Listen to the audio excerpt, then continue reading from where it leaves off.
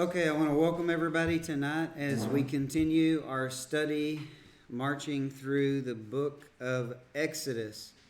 And tonight we're going to try to finish up chapter 3, and I think we should be able to do that. But last week I mentioned, because we talked about the location of Mount Sinai and how that the traditional sites are not likely. Well, they're pretty much impossible. The two main proposed sites, if you'll recall, are down here in the Sinai Peninsula, and then over here in Midian. Those are the two main proposed sites for Mount Sinai. And we explained, based on using the text, allowing the text to speak, looking at various passages that are associated with Mount Sinai, or the other name Mount Horeb, and we've seen that the two traditional locations are not possible because of what the Bible actually says. And so again, it's this area right in here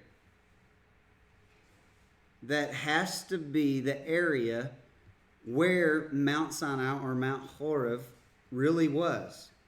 Now, there's no way to know for sure. It is impossible. But we do know that it is somewhere in this general area. And I made the statement last week that a few years ago, probably 6 years ago, 7 years ago, when I was in Israel, I stayed over after the main trip, went back to the States, and we took pictures of this area. As I traveled from Jerusalem up here, we traveled along the coast of the Dead Sea, and then we kind of made a jag down through these mountains here over to right in this location is where Beersheba is. And we went from there back over through here and followed what is the line between Jordan and Israel today, but we went right through this area here down to Eilat, which is on the border here with Saudi Arabia, Jordan, and Egypt in the Sinai Peninsula. And it's the most southern place you can go in Israel, right on the Red Sea there. And so when we traveled through this area, I took some pictures, and pictures certainly do not do justice to the beauty of the land in Israel, but I do want to show you some of the photos, and they're not probably in chronological order as we traveled, but here's a photo and we'll kind of walk through these. Here's a photo as we're approaching the Red Sea and Eilat. You can see how we got sandy looking mountains or light colored mountains, and in the distance you see the mountains start turning a dark color. And that's because that's where the copper is. And imagine that God would want to take them where they could find copper on the ground to make some of what the vessels that they would need in their worship to himself. And so let's kind of look at some of the pictures. You can see the difference in this picture more so. You see how dark it is? It is just something to see. Here's as we're coming towards the Red Sea, actually.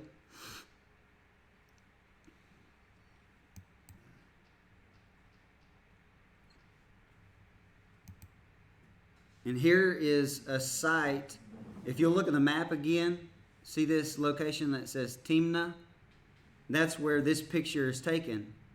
And it is in the realm of possibilities, more likely it's more northern, of close to the location where Mount Sinai could have been. So we're definitely looking at one of the areas where the Israelites, no doubt, no question, camped during the wilderness wanderings. Okay? And so they have a tabernacle that is erected there that is according to what the Bible states it should be, and it is a fascinating place to visit. You can see the mountains in the back. And I'm just going to kind of go through some of these pictures. A lot of the pictures that we'll go through are pictures that I took as I start climbing one of those mountains. And you'll be able to tell that some of them are taken from different heights, but we spent a lot of time there because we weren't with a group. It was just a handful of us. And so I started climbing one, and actually Dylan ended up climbing it. You'll probably see him in some of the pictures.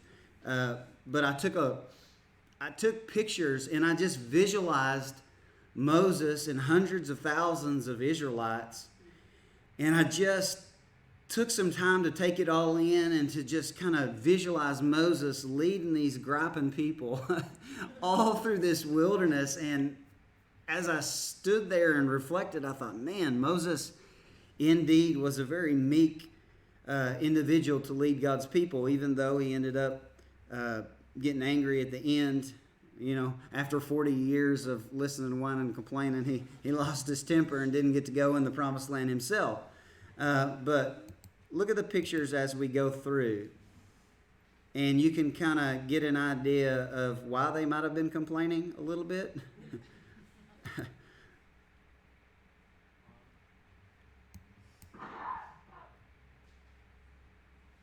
And visualize it as if, you know, the planted trees and modern irrigation didn't exist too.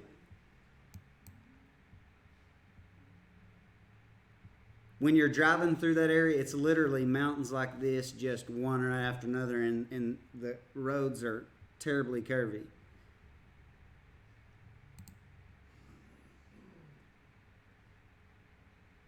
So just visualize yourself wandering around in sandals while it's 140 degrees Fahrenheit, no shade, unless you get on the right side of a mountain, right? So you can tell I'm kind of working my way up the mountain here as I take some pictures.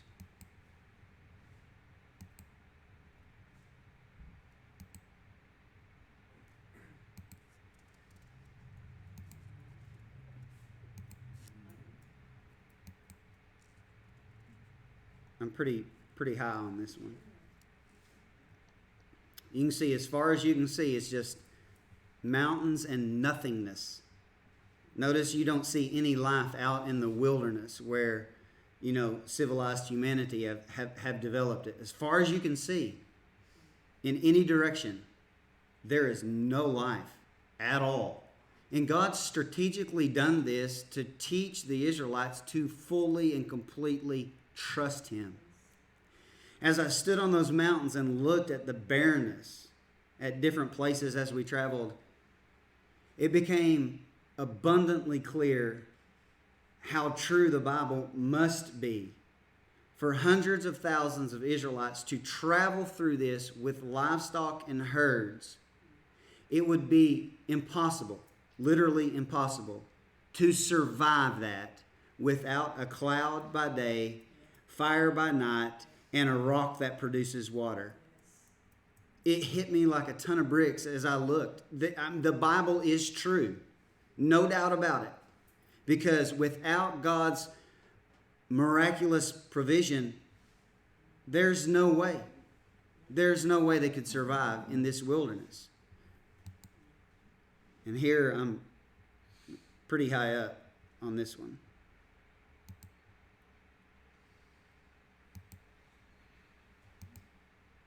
But that's what it's like. See Dylan right there?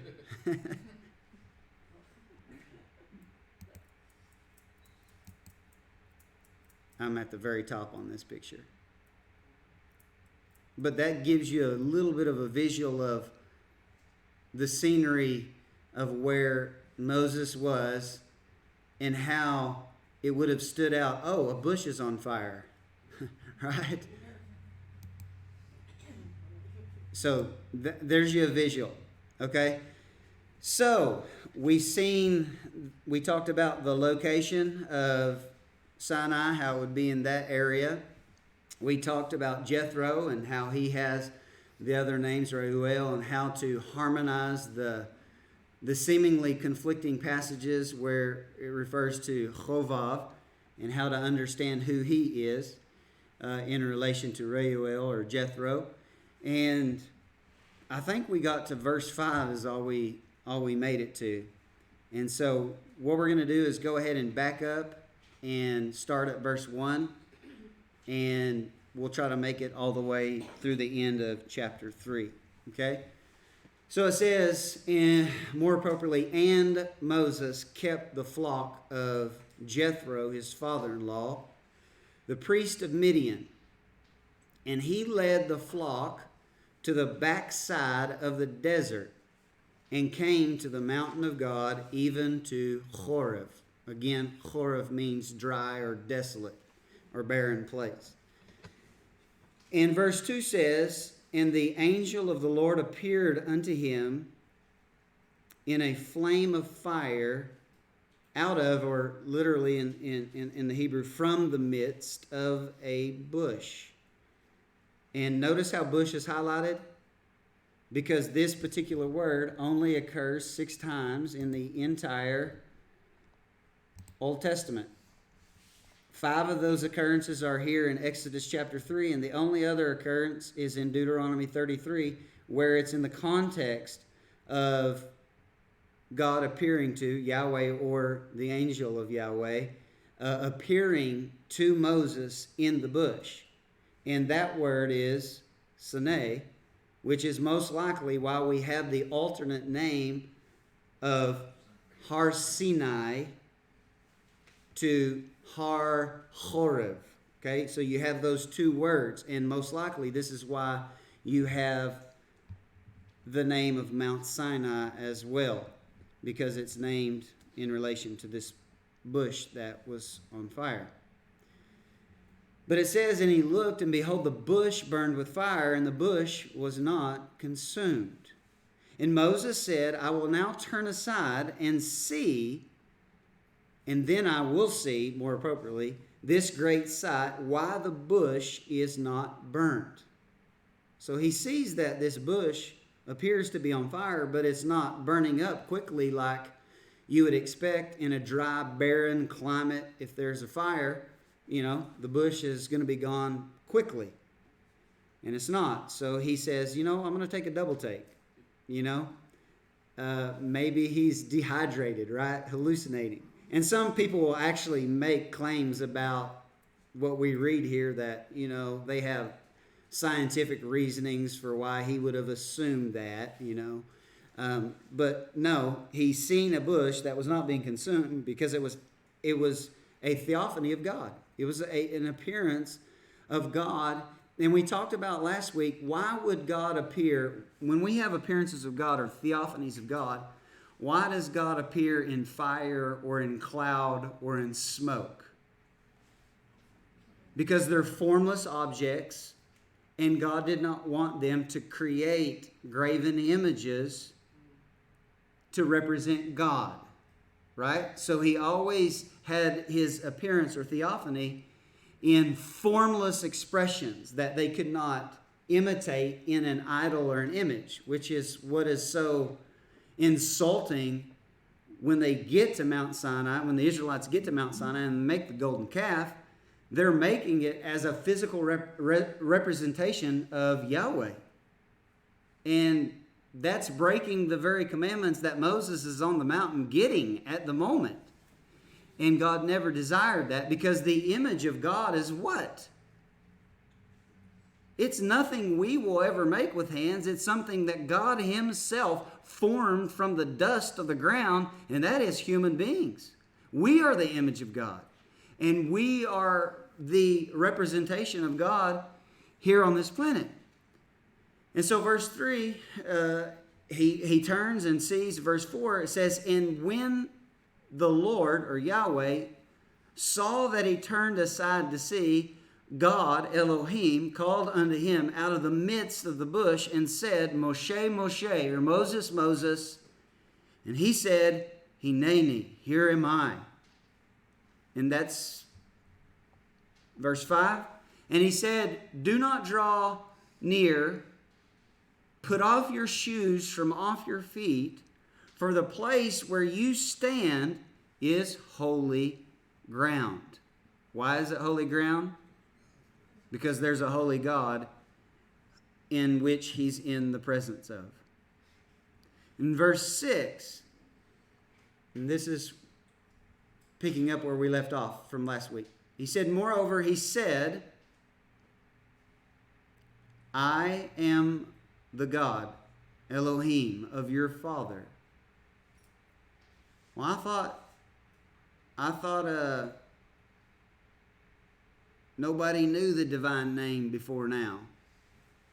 He pointedly says, I am the God of your father, singular.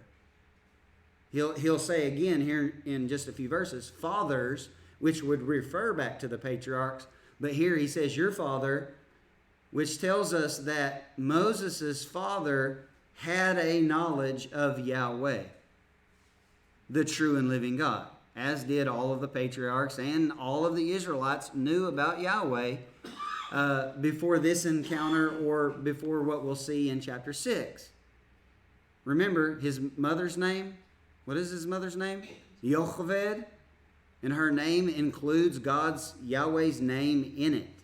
So it's impossible to say that they did not know the divine name, because you could not carry the divine name in your name if you didn't know the divine name, right? It's really simple to figure that part out. I said last week in a lot of the commentaries that I was reading through, not one of them up until this point, up until the point that I had read, had mentioned the fact that Moses' mother's name was Yocheved, which includes the divine name. But I did find one of 7 through chapter 4, their expository through up to chapter 4, that actually brought up that point that, her name included the divine name. And that was, ironically, Kasuto, which happens to have a Jewish background. So of all of them that pointed it out, someone who is a Jew themselves and understands how names and the etymology of names works, and how the Hebrew language how it works in particular, how it's a root-based language. And so I was refreshed to see that brought up, because it should be the common and the norm if we're going to call it scholarship anyway. So he said, I am the God, Elohim, of your father, which is the God, the Elohim of Abraham, the God of Isaac, and the God of Jacob, which are the patriarchs. And Moses hid his face, for he was afraid to look upon God. And this is very common throughout Scripture, that when God appears, human beings are terrified.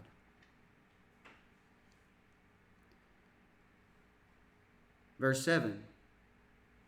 And the Lord, or Yahweh, said, I have surely seen the affliction of my people which are in Egypt, and have heard their cry by reason of their taskmasters.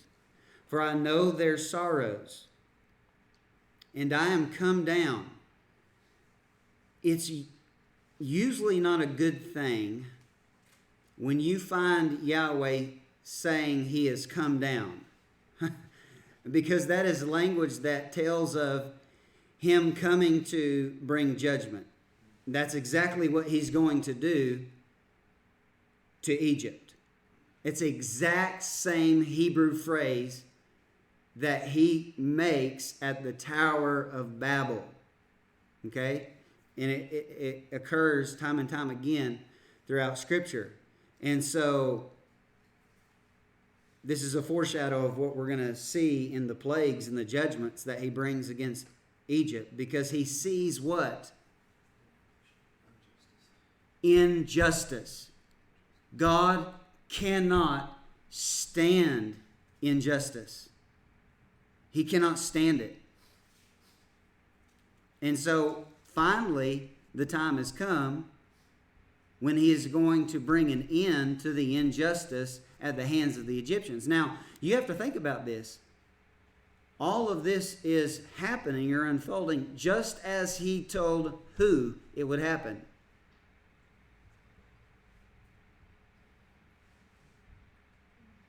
Genesis chapter 15. Who did God tell that their descendants would be strangers in Egypt and they would be afflicted? Abraham. Genesis chapter 15, God makes a covenant, cuts the animals, or has Abraham cut the animals in half, and he walks through the pieces while Abraham's in a deep sleep. And he makes the promise there that is very specific of what would happen to his offspring. And the time has come where the iniquity of the Amorites is full. God is bringing them out of the land of Egypt, and he's going to bring them into the land that he has promised to Abraham and his offspring. And so here we see this is the beginning stages of that promise being fulfilled. And I would encourage you to go back and read Genesis chapter 15 and look at how verbatim God is carrying out the promise that he had stated years prior to this event. And so he sees the affliction, he hears their cry because of the injustice, he sees their sorrow. Verse 8, he says, I'm going to scroll up to the top, and I am come down to deliver them out of the hand of the Egyptians, and to bring them up out of that land unto a good land and a broad land, unto a land flowing with milk and honey. When it says that the land is, it says large here in the King James, but Rachav in Hebrew means to be broad. And what it speaks of here cannot be literal, because if you've been to Israel, it's not very broad, right? If we're going to take it literally. What this word would function as is diverse. And if you've been to Israel and you've been to the south and the desert of the pictures that I've shown, and then you go to Galilee where it's thriving and flourishing and there's growth, or you go to the coastal line of the Mediterranean Sea and you can see that there's life there and there's growth and there's produce and harvest, you can see that it's very diverse. It has flat land, it has mountains, it has deserts, it has high heights and the lowest low on planet Earth, right? The Dead Sea. And so it's extremely diverse land. And as we continue to read, it says a land flowing with milk and honey. What would the milk be referring to?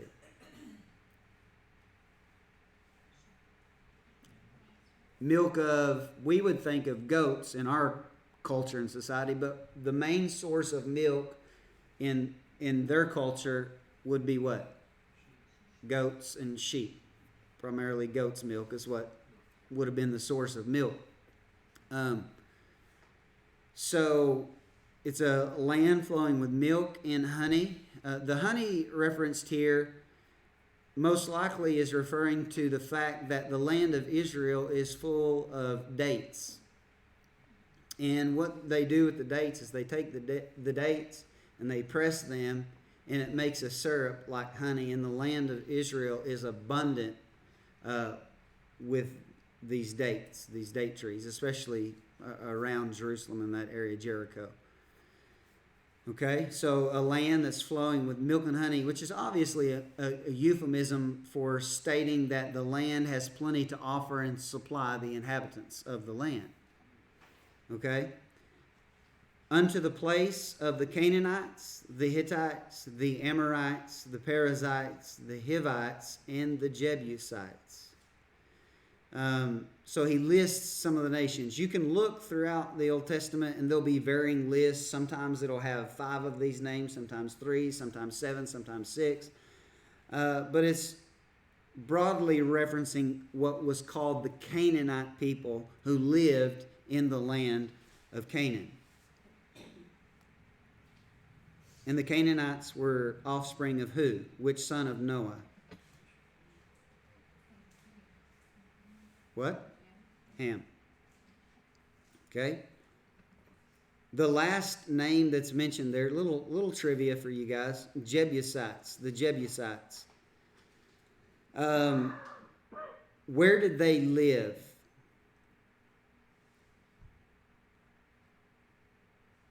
Those of you who have been to Israel, speak up. There is a prominent figure in Israelite history who conquered a city by going up a tunnel into the city. He was a strong warrior, and he overthrew the Jebusites in this city. It happens to be the most famous city in Israelite history, right? Those of you who have been to the city of David, remember we go in that room and we put on the 3D glasses and everybody is exhausted, so they fall asleep and they miss out on a plethora of really, really good history and information that explains how David and his men went up the water tunnel into the city, overthrew the Jebusite city, and established it to be what was called at that time Har Zion, or Mount Zion. When Solomon took over as king for David, he expanded the city northward into what is now the Temple Mount area, or the Temple Mount complex. Okay, so some of you guys should have known that one. Verse 9, now therefore, behold, the cry of the children of Israel is come unto me. And I have also seen the oppression wherewith the Egyptians oppressed them. You know, it would be easy for the generations that had come and gone under the oppression and the slavery to say, where is God? Where's the God of Abraham, Isaac, and Jacob, and Joseph? Where is he in all of this? Because as I stated last week, there are people, Israelites, descendants of Jacob, descendants of Israel, who had lived their entire lives and knew nothing other than slavery. That's all they knew. And so they could have said, where is God?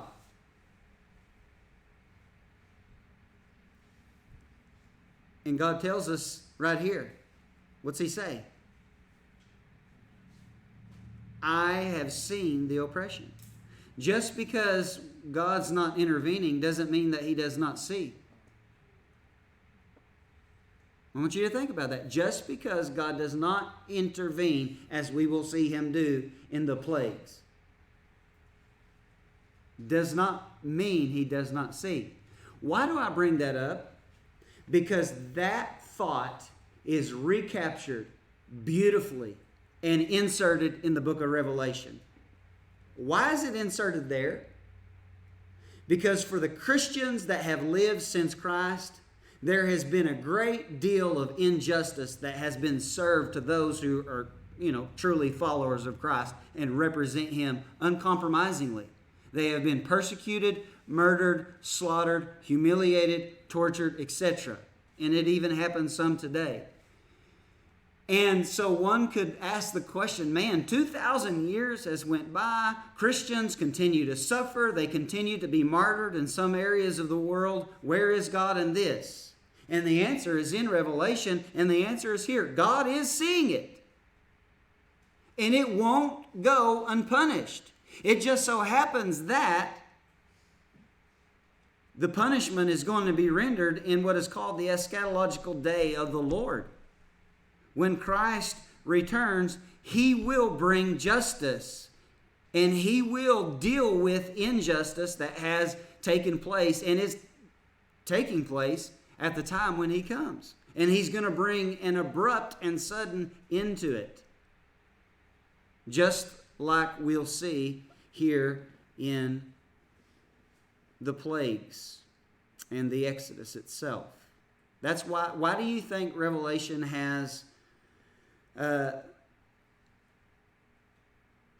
7 seals, the 7 trumpets, and the 7 vials that all sound nearly identical to the plagues of Egypt? And they all lead up to what?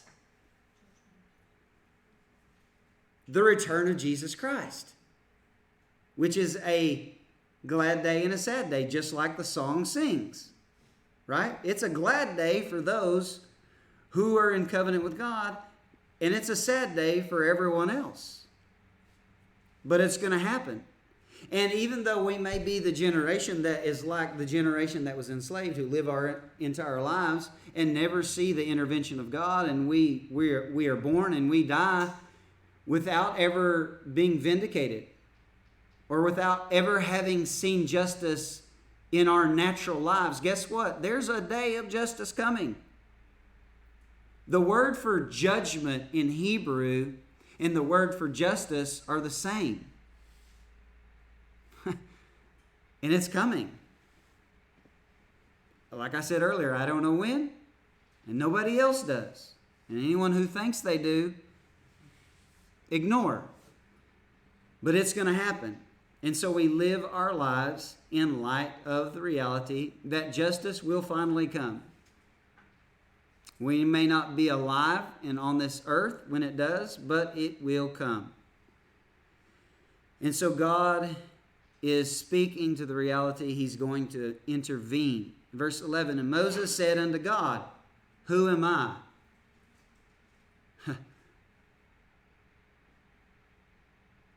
I could chase a rabbit.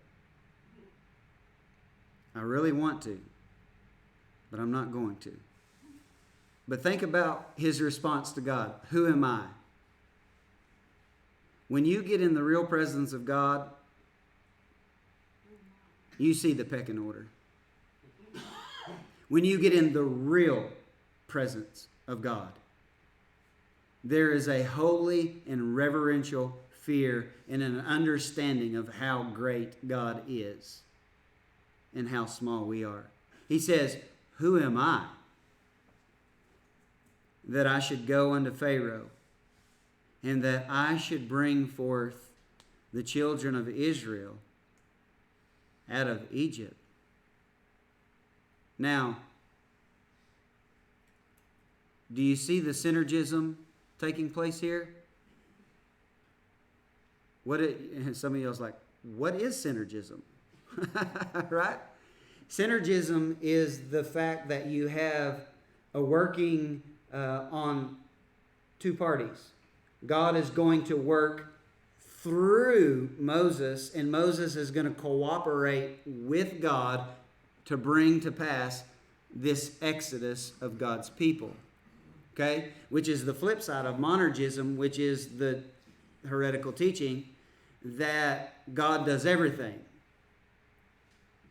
Everything's predestined. God chooses who's going to be saved, who's going to be damned. You choose nothing. God has predestined everything that's ever going to happen, down to every detail of everything that happens here on planet Earth. But that's not what Scripture teaches at all. Because we see here that God is going to work through him, and Moses understands that, which is why he says, who am I that I should go to Pharaoh, that I should bring forth the children of Israel out of Egypt? Verse 12, watch what he says. And he said, certainly, Ehyeh imcha. Notice that this phrase is highlighted. It's highlighted for a reason, because I have a search on it. Because here in a few verses, we're going to see that the English translators translate the same exact Hebrew phrase, or word actually, differently. It's the same Hebrew word that they translate differently here in a few verses. And I'll point that out. But the point is, in response to him asking, who am I to bring out the children of Israel of Egypt? God's response to who am I is, Ehyeh, I will be with you. And that, him saying that, is a foreshadowing of what God's name means and represents. Okay? Ehyeh means I will be with you. And so he's trying to reaffirm him, and he's also trying to trigger Moses into thinking about what God's name means. I believe that's what a lot of this dialogue is all about. Think about my name. Think about my name, Moses. What does it mean? Parse it. Break it down. You know how. And so he says, I will be with you. And this shall be a token, oat, a sign unto you, that I have sent you. When you have brought forth the people out of Egypt, you shall serve God upon this mountain. What kind of sign is that? That's a sign that requires faith. You want to know how I'll be with you? Here's the sign. When you're standing back on this mountain with my people, that's your sign. You know, he's probably thinking like, show me a sign in advance, like before I go. God said, here's the sign that I'm going to be with you when you're standing back at this mountain with my people. That's the sign. And so the sign can only come to pass if he exercises what? Faith, trust. He's going to have to take a big risk. He's going to have to put his life on the line. Remember, he's a fugitive from Egypt. He's a wanted man. His own Hebrew brethren, you know, his last conversation with him didn't go too well. 40 years has passed. Who knows what the word is in Egypt now? Are you with me? This is not some easy task that he is asking of Moses. Moses has started a family. He's got a wife. He's made a family, a home. Now he's having to go back to Egypt and face the most powerful man in the world system.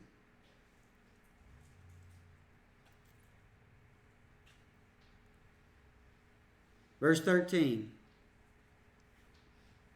And Moses said unto God, Elohim, behold, when I come unto the children of Israel, and say unto them, Elohim of your fathers hath sent me unto you, and they shall say to me, what is his name? What shall I say unto them?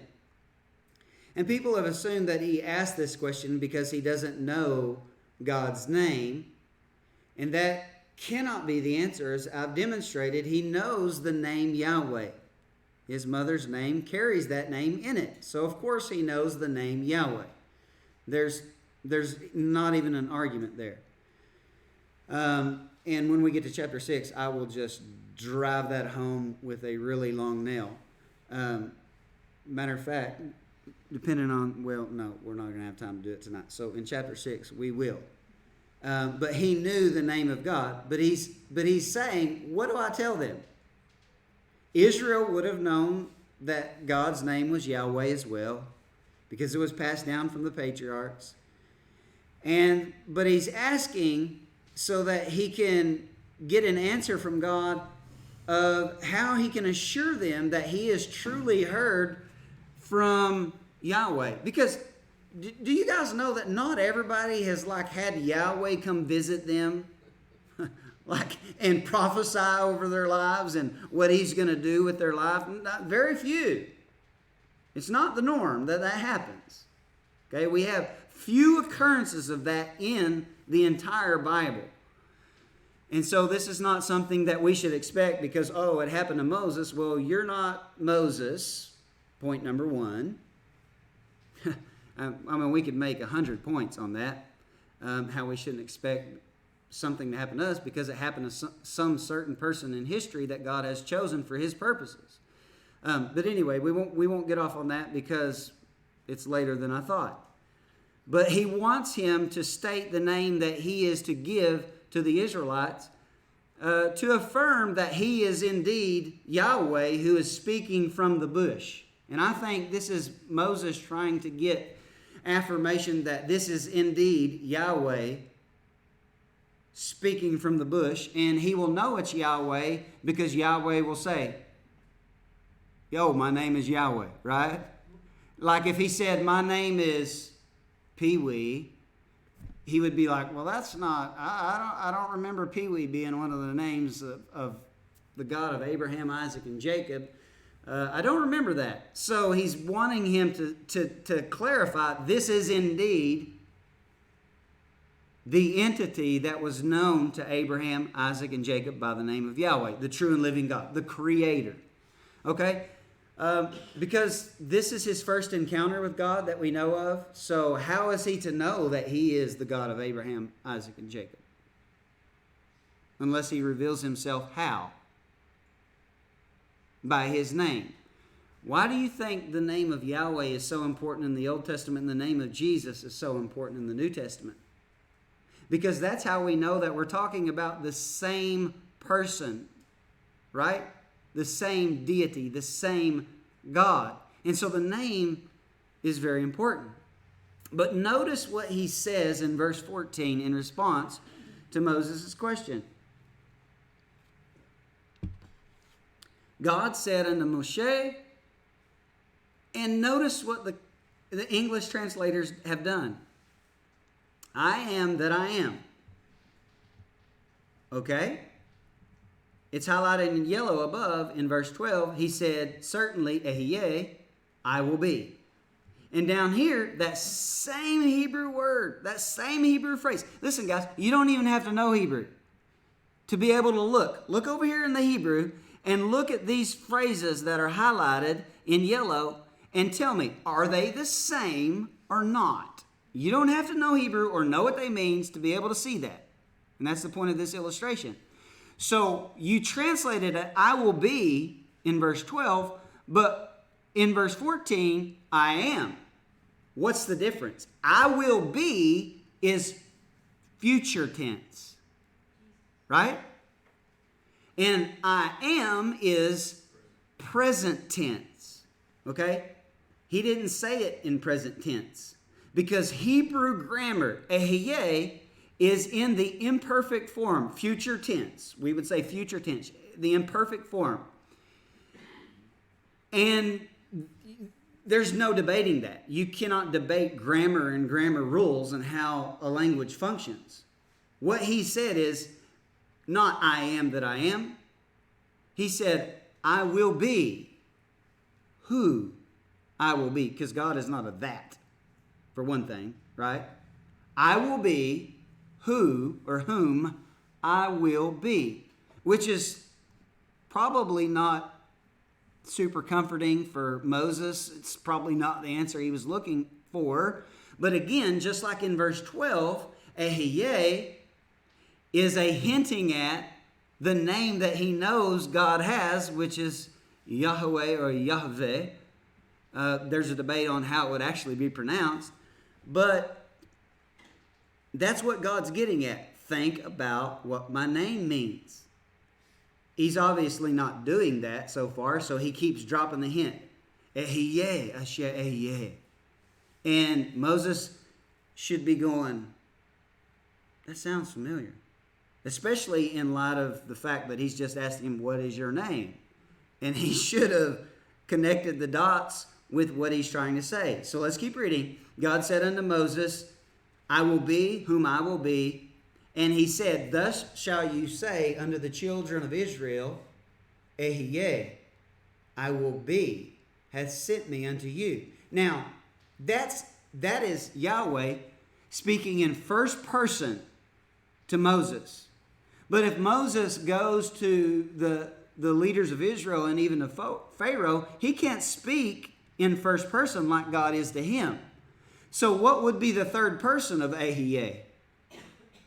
Yehieh, which sounds similar to the actual name of God. And so he's throwing these clues at Moses. Moses is a pretty intelligent guy too, by the way, right? He's an educated man. He grew up in 40 years of his life in Egypt, and he was trained and educated in the learning of Egypt as well as, being a Hebrew himself. And so he would have known how the Hebrew language works. And so what he should have known is what is said here in verse 15.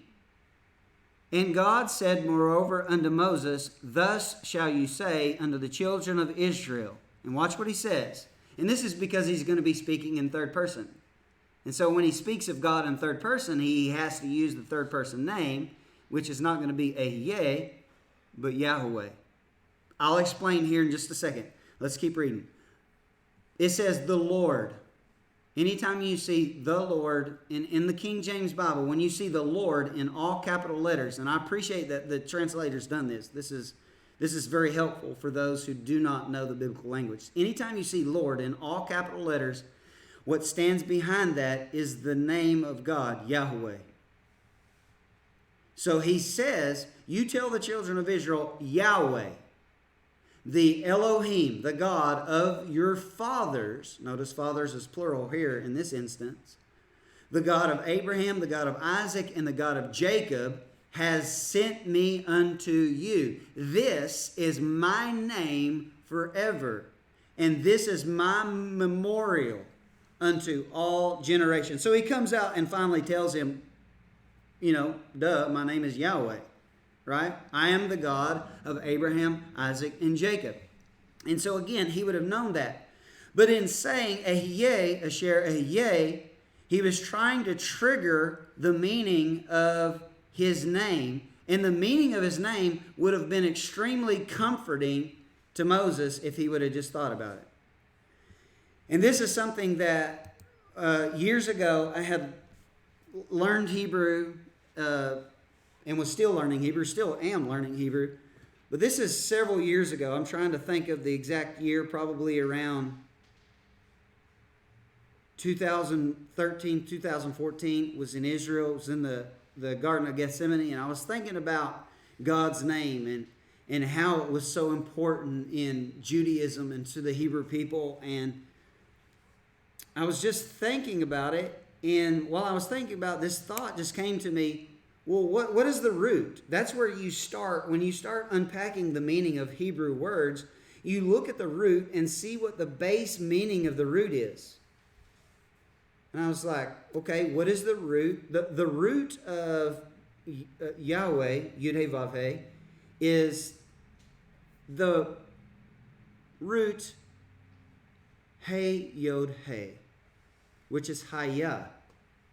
And it means to be or to exist. Okay? When you look at a lexicon, you're always going to find the third person masculine singular form in the lexical entry concerning verbs.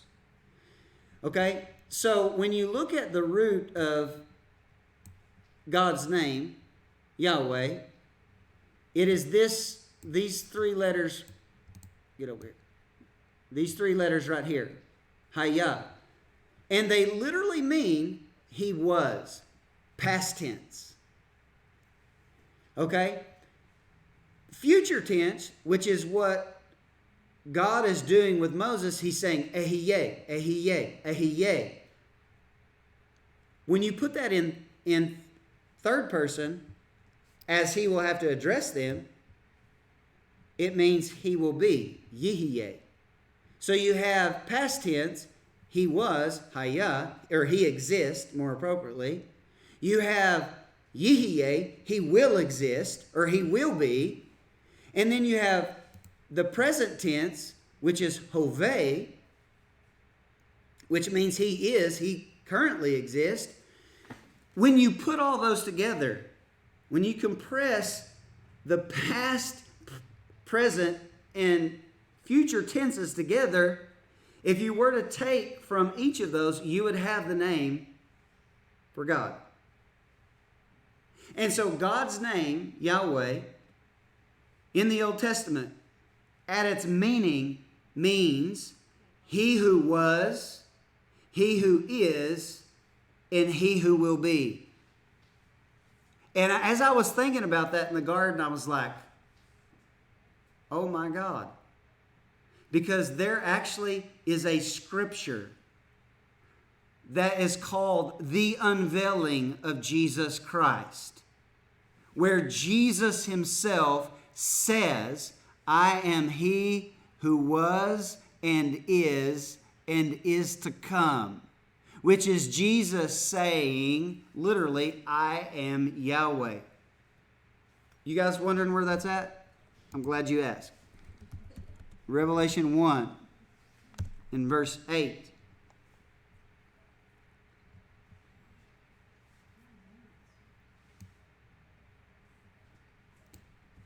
This is Jesus talking to John.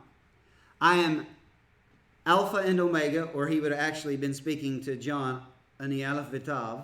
I am Aleph and Tav, which is the first and the last letter of the Hebrew language. The beginning and the ending, saith the Lord, which is, which was, and which is to come. And then he even addresses himself as the Almighty, which in the Old Testament was always addressed to who? Yahweh. No question. The Almighty, literally the Lord of hosts, is usually how it's translated in the Old Testament in English. The Lord of hosts. Yahweh Tzavot is how you would say that. So, his name literally means the one who has always been, who is right now, and who will always be. The self-existent one, which is exactly why Genesis 1 and verse 1 starts out pointedly saying that in the beginning, what you see came to be at the hands of the one who's always been, and his name is Yahweh. That should have been really comforting for Moses. The self-existent one is sending me to Egypt to bring his people out of Egypt, to bring them out of bondage.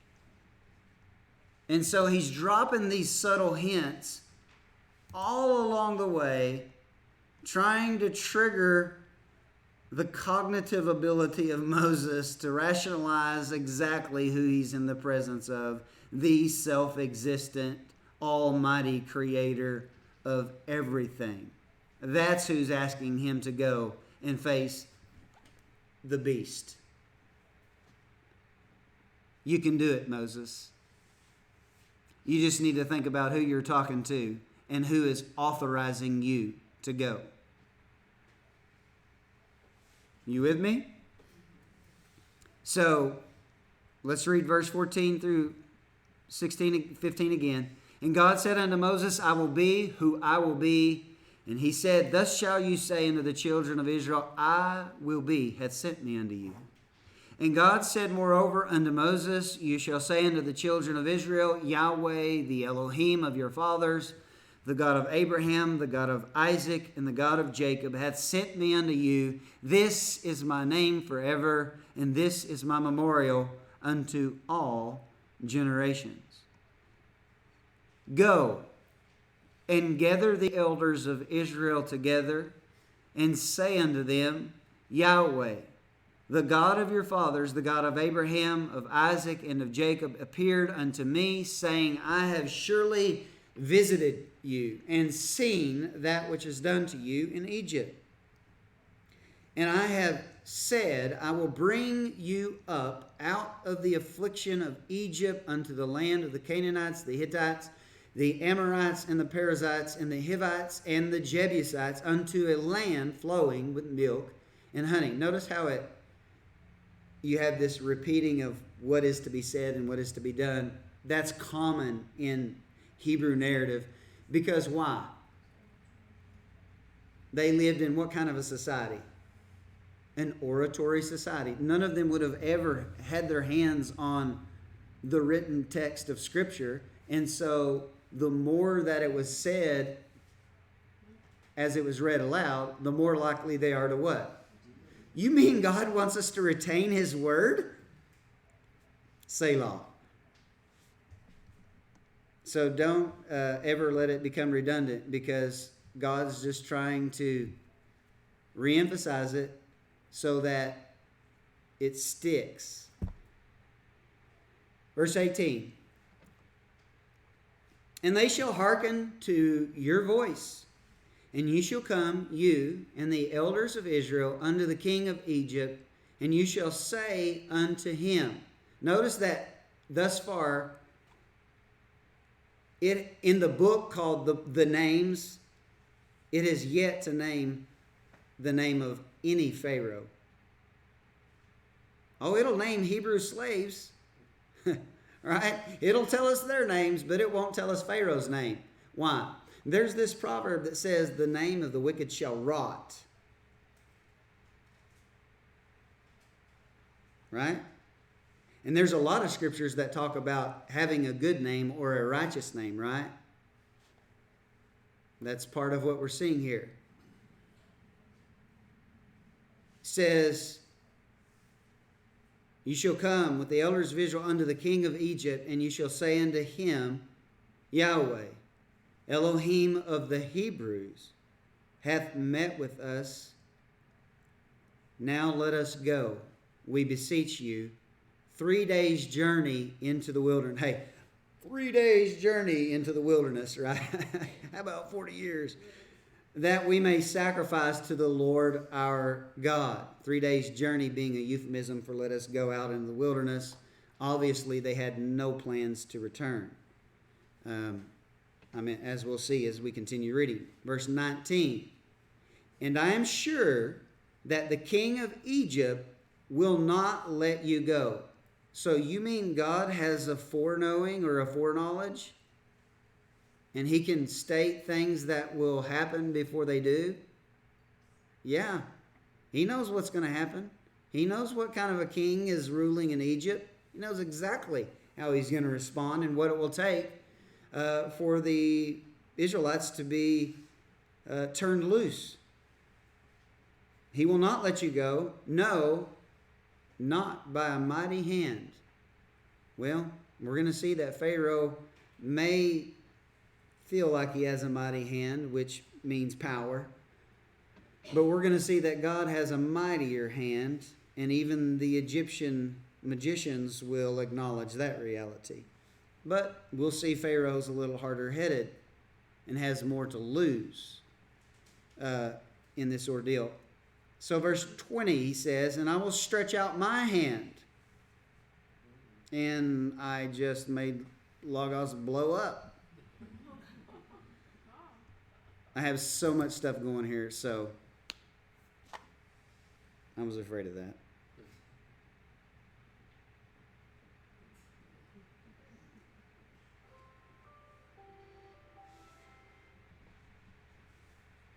Okay, let me find my layout here.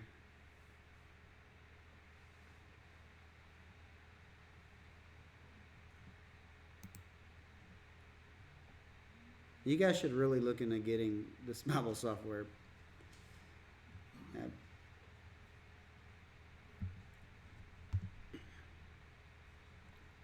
Okay.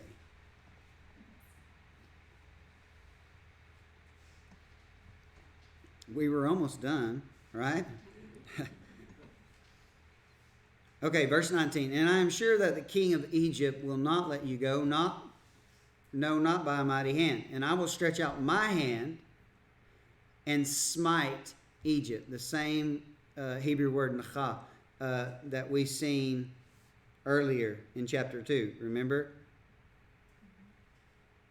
The Egyptian smote the Hebrew slaves, and Moses smote a little harder. The Egyptian smote him so hard that he had to hide him in the sand. That's why he ends up in the wilderness, right?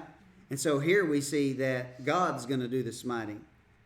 And so he says he's going to do that in response to Pharaoh, having a strong hand. He says, I will stretch out my hand and smite Egypt with all my wonders, which I will do in the midst thereof. And after that, he will let you go.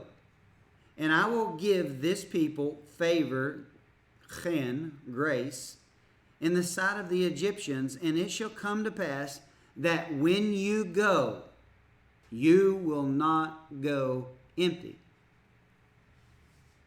But every woman shall, it says borrow here, but that's not translated correctly. It should say ask. But every woman shall ask of her neighbor and of her that sojourns in her house jewels of silver, jewels of gold, and raiment, cloth, material. And you shall put them upon your sons and upon your daughters, and you shall spoil the Egyptians. So what is he saying is going to happen? That when they leave Egypt, they're going to leave Egypt with what? Money. They are to ask for the gold, the silver, and the expensive clothing. What for? Well, when they get out of the wilderness, they're going to make stuff for the tabernacle that's supposed to be worship.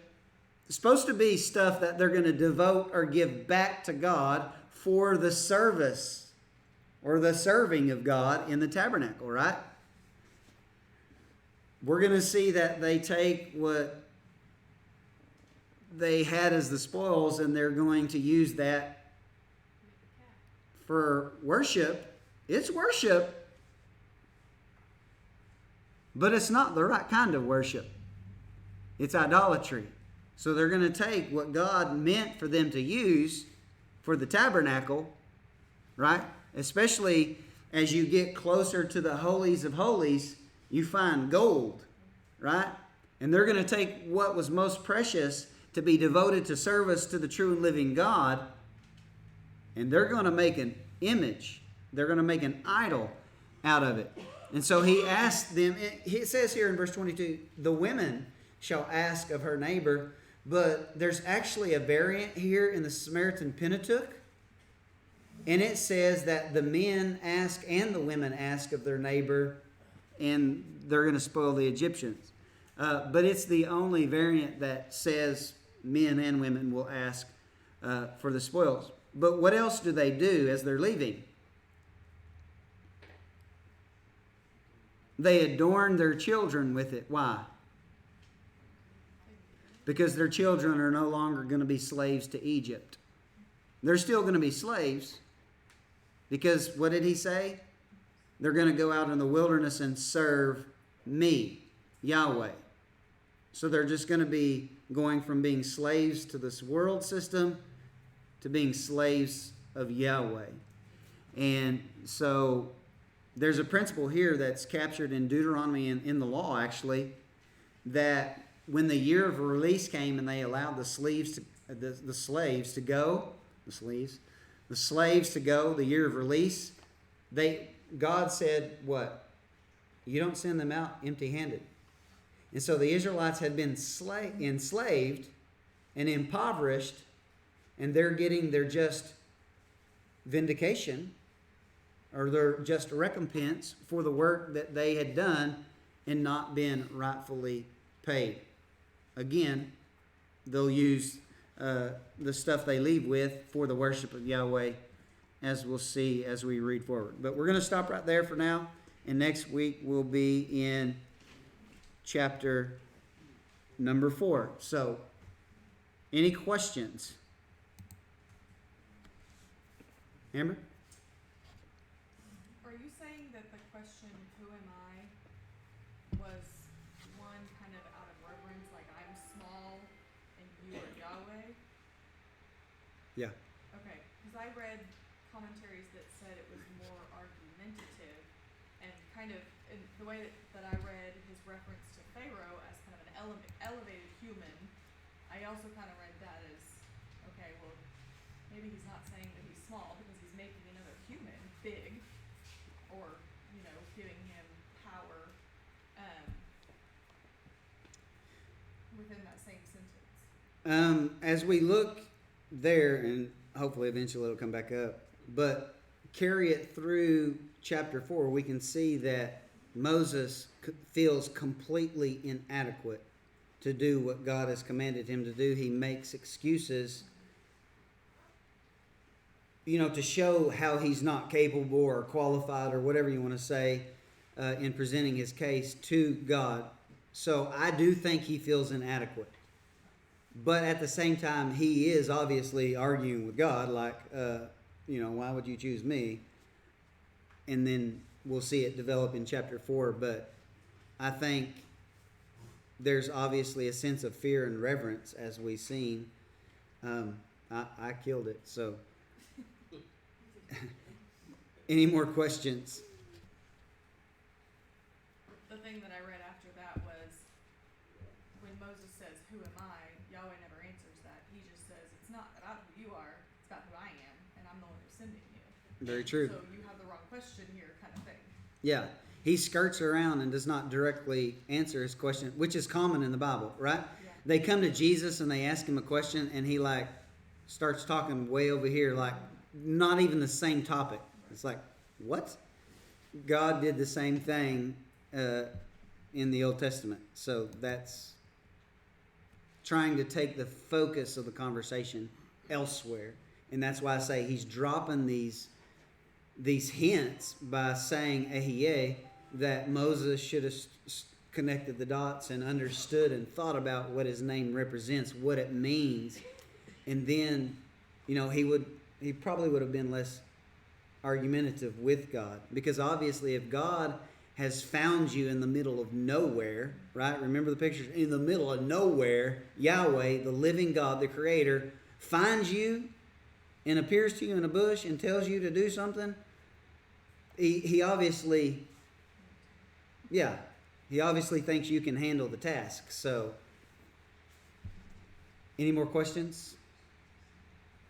Amy? Is there any significance to calf in particular, why you see them create that versus anything else? We'll talk more about that when we get to that portion.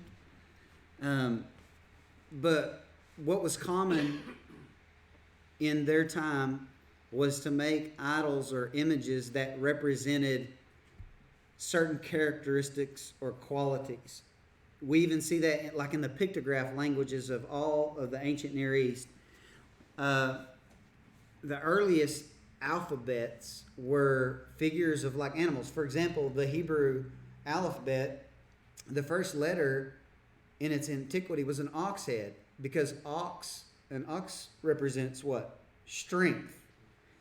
And so a lot of times they would build images or idols that represented a thought like strength or power or whatever the particular deity they're worshiping was supposed to represent, right? Because most of them were polytheists. They believed in many gods.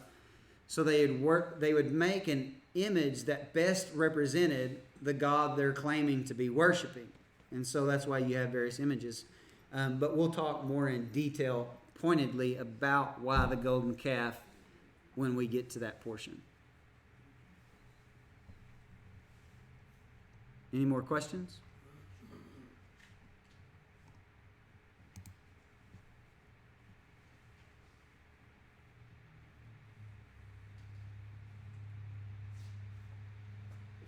None? Okay.